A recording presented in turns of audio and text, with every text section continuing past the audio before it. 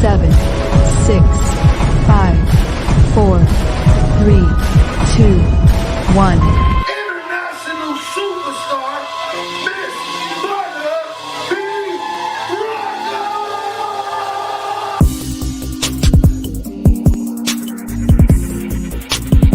B. You are now tuned in to Butter B Rocker on Transparency Talks Podcast.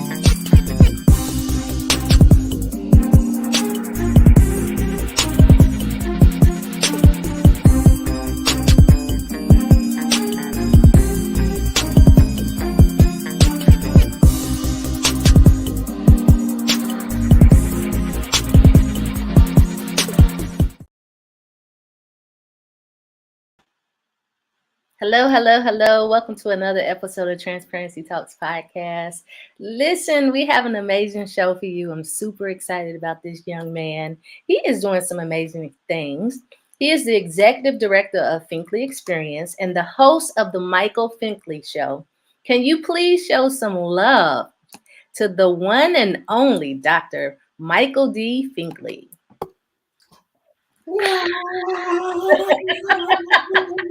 Hello. How are you? I am super, uber well, fantastic. I love all of that. Yeah. I love all of that. How are you? I'm doing really good. Thank you so much for asking. I'm doing really good. Yeah. You look good. Well, thank you. I try. And you look good too, King. You don't try, you do. Okay. I do. And you do. Oh, thank you. Thank Right. you so much. So we do. We do. So, can you tell everybody a little bit about your background? Oh, wow. So it stems from humble beginnings. Okay. Born and raised in South Carolina, rural South Carolina, where everyone knows everybody, right? Everybody in everybody else's business. Right. But, when growing up, it was my sisters and my mom. And my mom always instilled in my sisters and I, aim for a career instead of a job. And didn't know what that meant. I'm like, Mom, what you talking about? When they be telling you stuff, like, what you really talking about? But as time went on, I found out what she was saying to me. Find a career that you love to do. And so being a first generation college student, going to college and, making those dreams come true for myself, it was a struggle, but I appreciate the struggle now. And going through, college and finding a job and, finding who I really am and how I fit into this world. And it's still a process, right? It's definitely still a process. So, going to college, getting my bachelor's, getting my master's, doctorate, and, just, finding my way, and still at the age of 33, I'm still finding my way. So it's exciting though, now that, what you've been through within your struggles in life. Right. I understand what all that means. And not going forward, it's like, what? If I've been through all that, then I can conquer anything in the world. So it's kind of me in a nutshell. I love it. I love it. So you just mentioned three things. You mentioned you got a bachelor's, you got a master's, you got a doctorate, and it's my understanding you're back in school. I'm back in school. Yeah. Wow. Kudos to you. My mom, I swear to God, she's been in school since forever. She got every degree that you're talking about, and she's on, I don't even know which degree this is, but she's finally almost done. And I'm like, Jesus, I know that's probably how your family feels. Oh, yeah. When I told my especially my sisters, when I told them, I'm going back to school, it's like, oh, why are you going back again? You got like 1,000 degrees and certifications. Like, why are you going back? And, it all just stems to, my personal definition of success. I love it. To find it, I love it. Fulfilling what I want to do. So. So what are you going back to school for? So this will be a doctorate in educational leadership. Yeah. Nice. Yeah. Okay. And your other degrees? Yeah. So I have one in educational leadership. I have a master's in higher ed administration, a master's in education K through 12, and a bachelor's in English literature. Oh, wow. Okay. So I would say that education and learning is something that you are truly, into, which is a wonderful thing. Yeah, I love it. I had my first and only Black male teacher in the 8th grade. And I love the way that he changed lives through education. Mm-hmm. I told myself, I want to do that. I don't know how I'm going to do it, but I want to do that. I just want to be him. Right. And literally, I had this conversation with him maybe a month or two ago, and just telling him how he just changed my perspective. And, you were that example that I needed so young. Wow, that's wonderful. I know he was very happy to hear that because Oh, yeah. the education system and people that's in the education system, they don't hear it enough, but they really are. They shape our kids and ourselves. Some Exactly. of them, they shape us to Yeah. be, who we need to be. And it's good that he was that example. And I'm sure you have been an example to some people as well. That's the ultimate goal. Each and every time you open your mouth and you try to counsel, you try to advise, try to teach, that's the goal. If I can be a part of that process of how you define success, give me like 2%. I can say I was a part of that 2%, and I helped you along the way. So in making your life better, because again, someone did it for me, and so this is always our way of just paying it forward. Yep. Okay. Yeah. Well, at some point, you walked away from the school system for a little while and went full Mhm. throttle with your show. Now, how was that? Okay, so this is the deal, right? We were in the midst of COVID, and they were like, "Don't go outside, stay inside," and everybody looking at each other like, ugh, okay, I guess we got to do something. But Right. radio, broadcasting, communications has always been part of my life. My mom was in the industry for almost 20 years in our hometown at the local radio station. And she would just, she would be a DJ. She would do interviews, like even with like local artists or artists that on the mainstream back then, gospel artists, even country artists. And, she would interview them. And so I'm just like, I like that. I really like that. Mhm. And I was always in the limelight.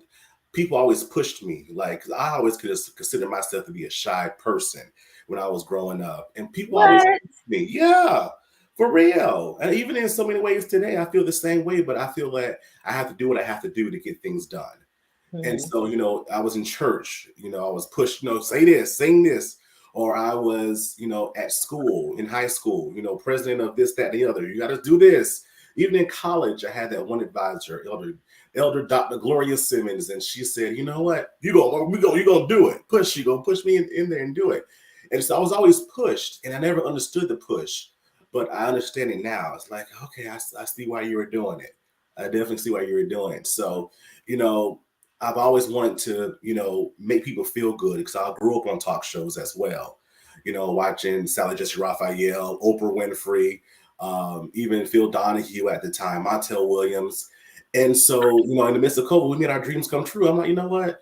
I know nothing about nothing when it comes to editing. I know nothing about nothing I know how to talk to people. I know Right. how to reach out to people. I don't know make things done that way, but everything else, I'm like, I don't know nothing. So it happened. It happened April 13th of 2020. I launched the first show, and I've been talking ever since, talking to those educators, those nurse professionals, everyone, that has that true amazing story. And 3 years later, and what, almost 400 shows and over 450 guests interviewed, I'm still talking. Did you just say 400 show? Over 400 shows. Almost 400 shows. Wow.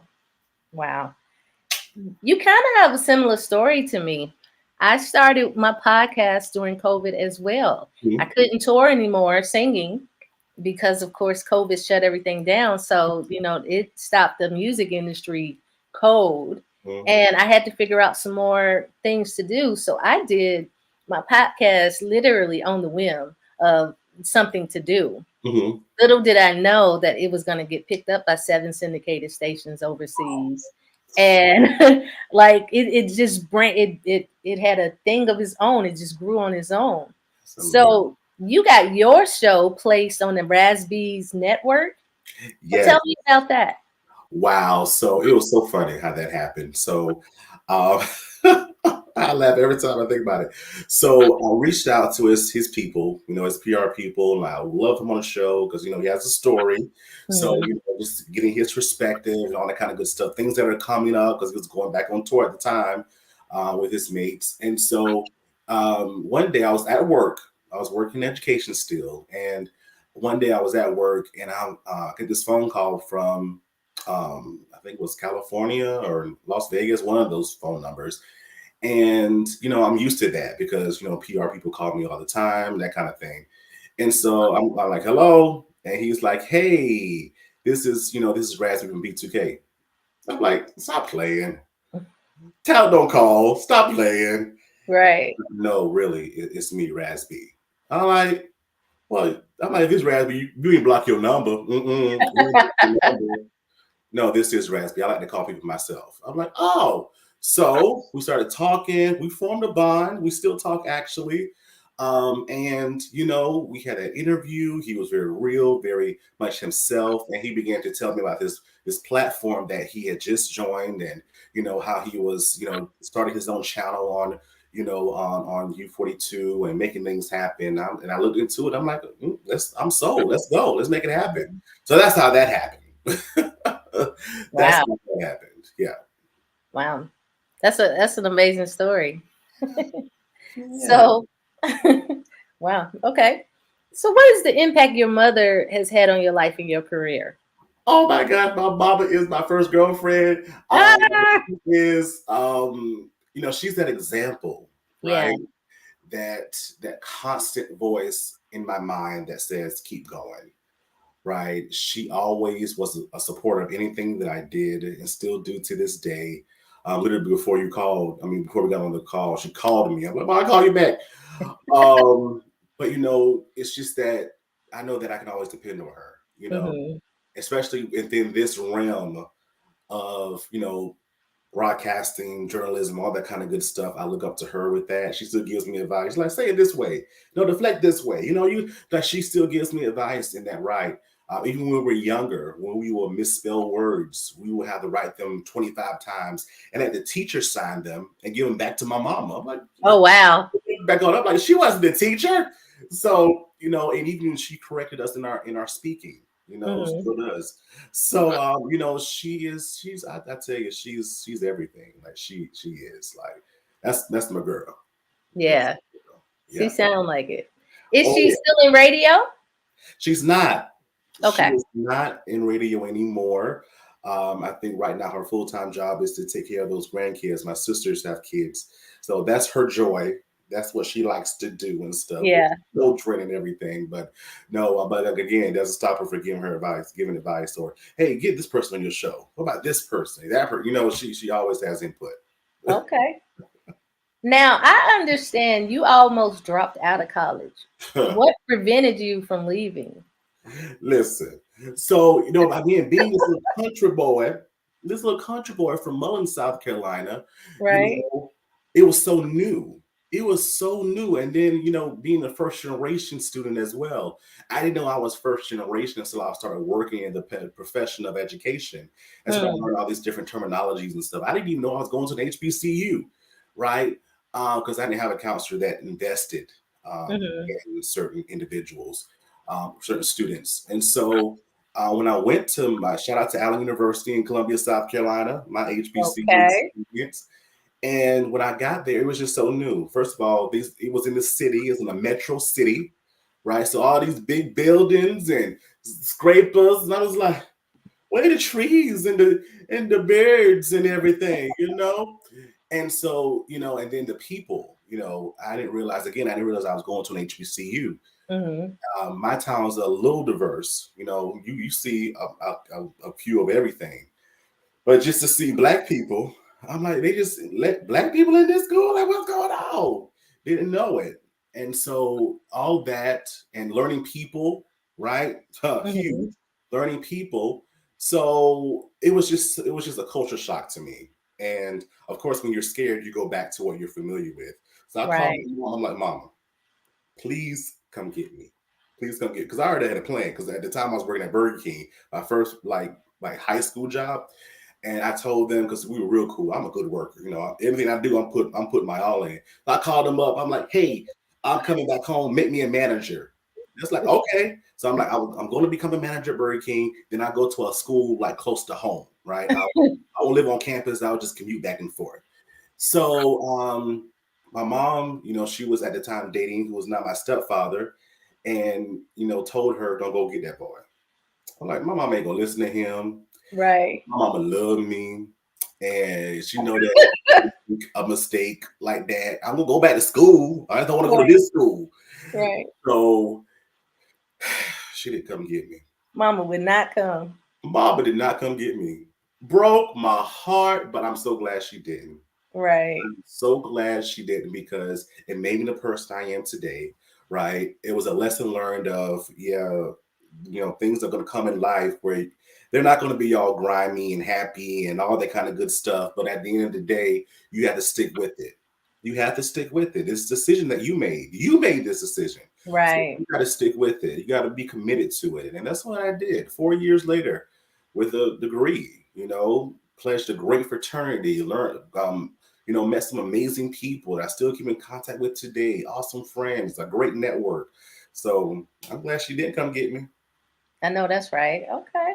All right. I'm glad she didn't either, because all them degrees would not have been gotten. So Foundational. right. So what does it mean for you to be the first generational student, and how do you hope that inspires other first generational students? Yeah, when I give presentations to students, I always tell, you know, whoever's in the room, you know, I'm in our first generation, because we, within my firm, we've coined the phrase first generation education. And so that's our population of students that we primarily deal with. And I always say it like this, you know, it's like a club that many people can't get into. You know, we popping, right? Right. And now higher education now is getting on the trail of, let's tap into this population of students. Let's give them scholarships. Let's, you know, personalize some classes for first generation students, support systems, you know, academic advising, dorms, you know, all that kind of good stuff. So now they're getting on board with it. They're seeing that, yeah, you know what's up. You know, you want us at your school. But what does that really mean to me is that I can conquer anything. You know, look at all the big names out there that were first generations, you know, the Obamas, right? Oprah Winfrey, you know, they didn't allow this to stop them, right? They didn't know what was going on. They didn't know how to do different things, but they stuck with it. And they were determined to get to that goal which they set for themselves. So at the end of the day, they actually stuck with it, right? They achieved their goals. So I'm like, well, if they can do it, I can do it too, right? I love it. So that's what that means to me. So that's always the message in the back of my mind. If I can do it, you can do it too. So that's always, that always rings in the back of my mind. That's my message. When I speak, that's my message. You know, when I'm not speaking, if I can do it, literally, you can do it. Literally, you just got to start. Just got to start. Yeah, I agree with that. Okay, I want to talk more about the Michael Finkley Show. What does your show consist of? I love my show. It's so amazing. I'm gonna have to check it out. I was literally watching it because we're on different platforms. We're on all, of course, podcast platforms. We're on YouTube, different Roku TV, all these different places. And I was watching on YouTube on our channel, and I literally began to cry because literally it's my biggest dream come true. It really is. It's my biggest dream come true. This little boy from rural South Carolina that sits on the corner of Sham on I-95 that could barely read on school level, is now talking with individuals and influencing others and impacting others. So our principles of our show is to inform, educate, and to inspire. And again, just by the stories, right? My prayer, because I pray every time I turn on that camera, you know, I'm like, God, make me invisible. But I want people that are watching to see the story, not the man, not the woman, but the story that goes into what they're trying to say and trying to convey. And then I also pray that, you know, I get something out of it, and then the person that's talking gets something out of it as well. And I tell you, in these 3 years, we have been successful. I would definitely define that as success. You know, never wanting for a guest, because people always love to talk. Just share, because sometimes this is the only platform sometimes they get. to share that story or whatever they wanted to convey. So I really get teary eyed when I'm surprised I'm not crying because this show is maybe a big crybaby too. Um, but I love it. I love my show. I That's do. wonderful. I do. That's really good. Which interview has impacted you the most? Oh my word. So I talk about this a lot. Comedian Lavelle Crawford, he was on my show Mhm. and he was telling me about what he wanted to do once he retired from being a comic. And you know how he is. He he has no filter. Right. When it comes down, that was a funny interview too. He made me laugh the whole time. But what he said was very impactful to me. He said, "Once I retire, I want to go out and buy a church, and I'm going to be a pastor of that church." He said, "If I could save one soul, one person's life, one soul, then I've done enough." Wow.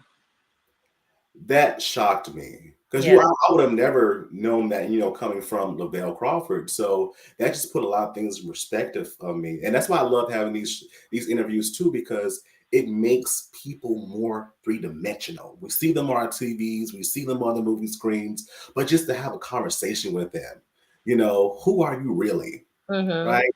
And that was him really. Mm-hmm.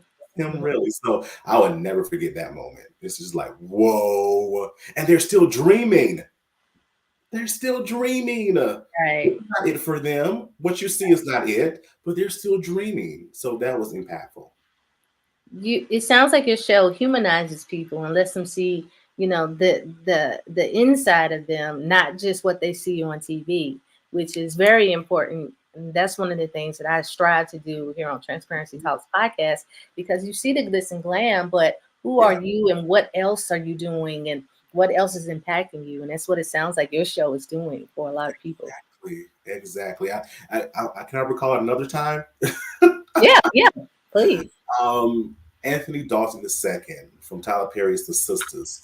He was Hmm. on my show as well, and what we got down into it of he had just had his son, his first child, and it was very enlightening for him because it came at a time where he was really down, depressed. He had lost his dad, then recently before his child came, lost his mom, and he was just about to, he's about to just take it. He's about to literally take his own life. Wow. His son came. His son came. And that's why he said that his son saved his life. Wow. His son saved his life. So again, just to have those talks, right? Those real talks. Hmm. Forget the money. Forget that Tyler Perry. Forget you on the Right. shows. Sir, your life is saved. And now you can live to tell the tale and tell others. Don't give up. Don't give up. I love it. Yeah. I'm definitely going to tune into your show. Thank you so much. What's some other people you would love to interview? Whoa. So top, I guess we can say I would love Oprah on. She used to tell her story time and time again about anything and everything in her life. So I was like, I would love to have her on and just have that conversation with her as well. I would love Tyler Perry on as well. Mhm. Who I'm trying to get is my favorite female gospel artist. There are two of them. CeCe Winans, Mm. love her. Uh, and Michelle Williams, love her as well. So again, let's just have a conversation. I love it. And, I think if you put it out there, it can happen. Oh, I So, always believe that. My best yeah. friend from college, we still talk to this day, like every day, like multiple times a day. She always says, "Your words are listening. Your words are listening. Yeah. All the words, listen. Listen to me." This is Right. her. Right. Listen to my life. Right. Listen to everything I'm saying. Exactly. Okay. Okay. And touch my What? account as well in Jesus' name. Oh, Okay. hallelujah. What failures and setbacks have you encountered starting your show? Oh my gosh. What didn't go wrong? Um, You know, when I first started, I didn't have a mic. I had a Droid phone, an IG5 titanium, and I was still using it. It wasn't a spare phone; it was my main phone, and not much storage in it as well.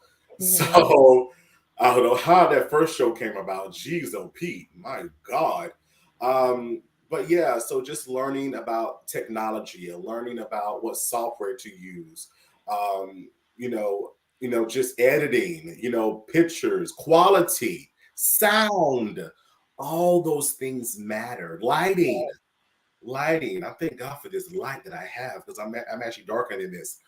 Um, and then also too, my sister's like, you need some makeup. I'm like, what? I don't know how to do that, but she told me all that kind of good stuff. Right. So, there was a lot of trial and error, especially like with, branding, as well. Mhm. I look back on those first shows. I'm like, what was I? I'm so glad for growth. So glad for growth. But you had to start from somewhere. You had Yep. to start from somewhere. I had someone on my shoulders recently. He's like, I love your branding. Like, how do you do it? How do you do? I was like, to God be the glory. Because sometimes, even now, 3 years later, I'm just like, how do you really do this? Right? Am I really doing it right? Mhm. But yes, all those things. I had to learn all those things. I'm like, do I have to get another degree in this? Like, come on, it's a lot. It's a lot. The social media and all that kind of good stuff. So, but now I had people that have known me for years. They see what I'm doing and they love it. It's like, how can I help? Right. So Mhm. now I have a graphics person, and I have a social media person, and the list continues. Someone that does my videos for me when I'm on location Okay. about those things. So, and they're good to me. They're all good to me. So, I know as I continue to go forward, I know more things are coming. So, I'm expecting greater in the latter. Okay. Yeah. Okay. Now, how are you handling your work-life balance because you're running your show and you're back in school? Yeah. Yeah. So how does that work? Bob, hmm. How does that really work? Well, when I first started the show, you listen to all the gurus and the people that have been there for years, like, content, get your content up. Do as many videos as you can, do all this kind of good stuff. At one point, I was doing 5 days a week for the Oh Michael wow. Finkley Show. I really was, putting in the time. And then, everyone that comes on my show are celebrities to me. I don't care if you work at Walmart, right? I Mhm. don't care if you work at the local Piggly Wiggly, right? You're a celebrity to me, and so I'm going to treat you. I'm going to treat everyone the same. So I Mhm. do the flyers, I do the promotions, all the next Michael Finkley, all that kind of good stuff. So that's time consuming. That's especially when you're doing it 5 times a week. That is time consuming. Yeah. So for season 6, I dialed down to 1 day a week. We're on Mondays only. Mhm. Mondays only.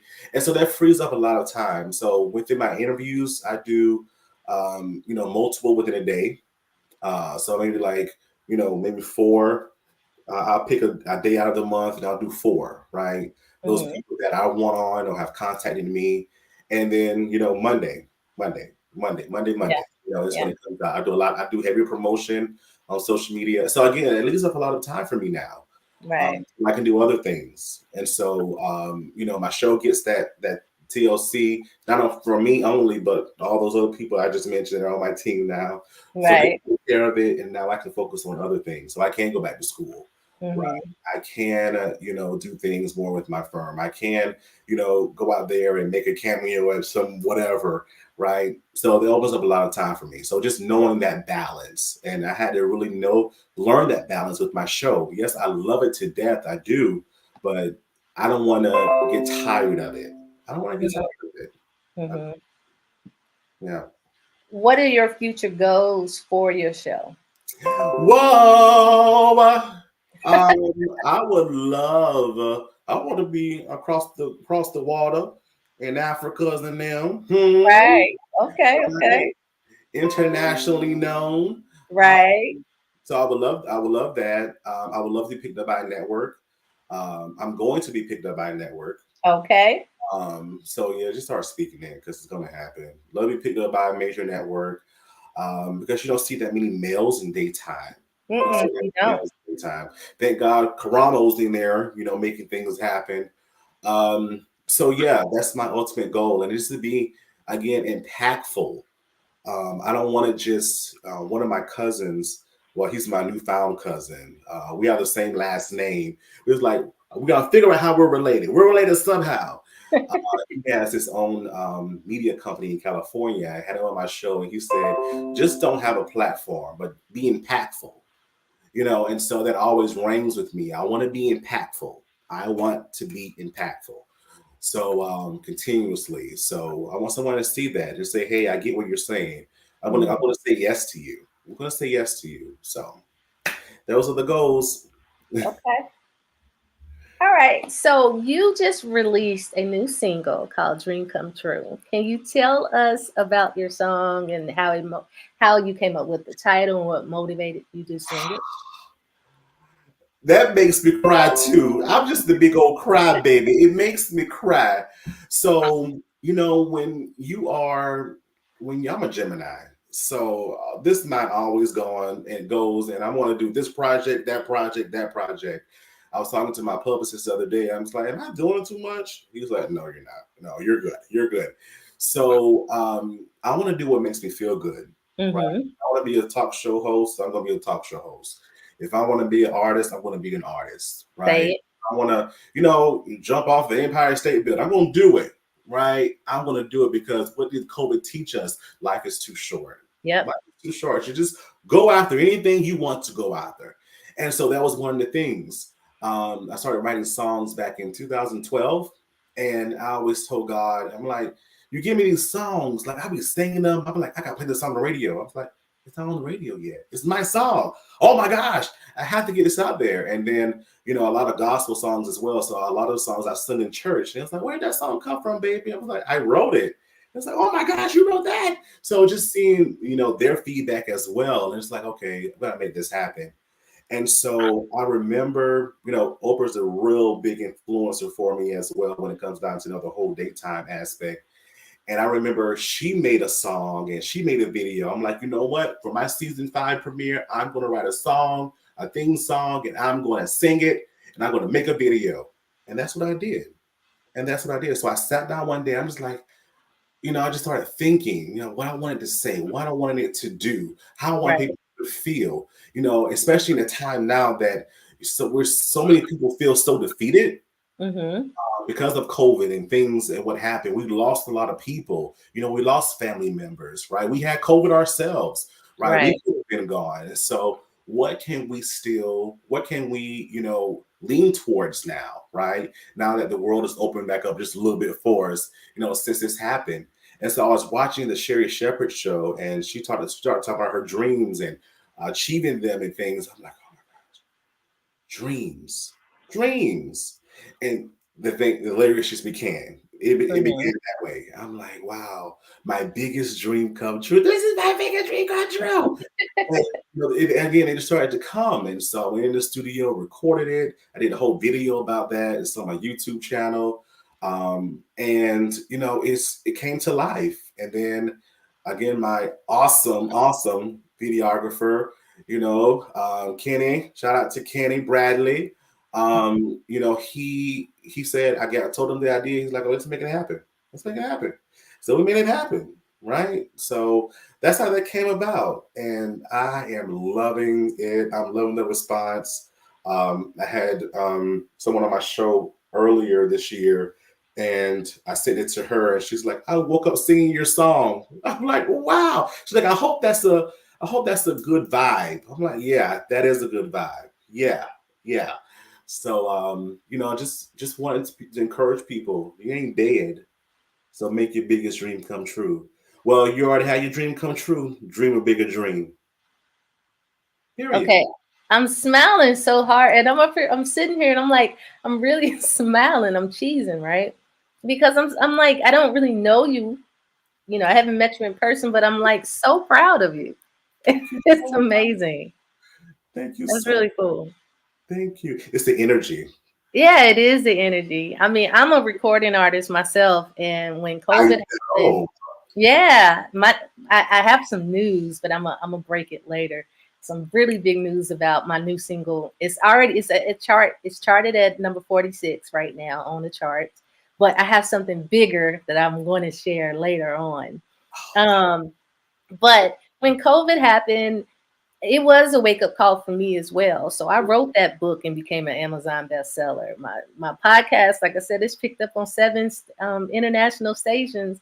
And then I just premiered my first feature film that I wrote to a sold-out crowd. And so, you know, you have to go after every single thing you want. Like, I was just talking to somebody about this yesterday. I was talking to them yesterday about it. And I said, you have one life to live. And like you just said, if you didn't learn nothing else, I mean, you have to go after your dreams, like you do. And I love the fact that you are going after your dreams. You got this song out, you got your business, you love doing your podcast. You're on hold right now with your other company because you're back in school, which is still good. Yeah. But you're doing some amazing things. So I just wish you the best success with all your endeavors.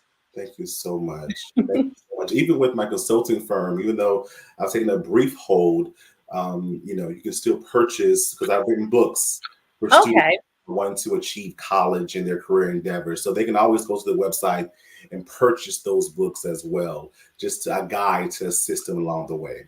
Well, let's drop your links and everything. Where can they go? Yeah, so for our educational consulting firm, again, we speak to the audience of high school students that want to achieve their goals. It could be either going to their career or even going to college.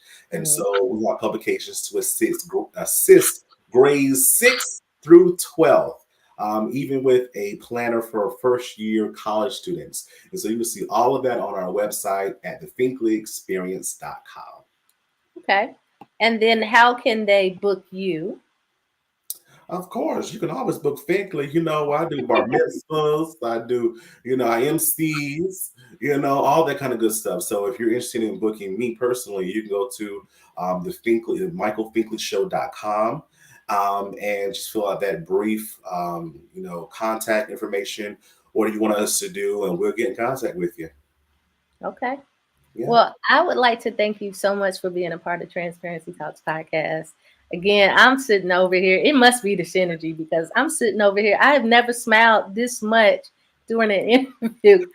And it's tripping me out because I'm like, man, I'm up for cheese. I'm like this, like I know him, you know. But I'm so proud of you. I love it. It's amazing. Thank you so much. And I thank you for having me on. I'm still not used to being on this side. You know how it is, you know, right. Like you're so used to asking all the questions, but I looked up your stuff and you're doing amazing as well with music and, you know, being an author and being a host. And, you know, you found the balance, but you haven't seen anything yet, my friend. I have not, and you have not either. Listen, so let's go to the top together because we're almost there. Yep, we are almost there. Well, with that being said, I want to thank you so much for being on Transparency Talks podcast. And to our audience, we are out of here. We will talk to you guys later. Bye. Now you stay on. All right.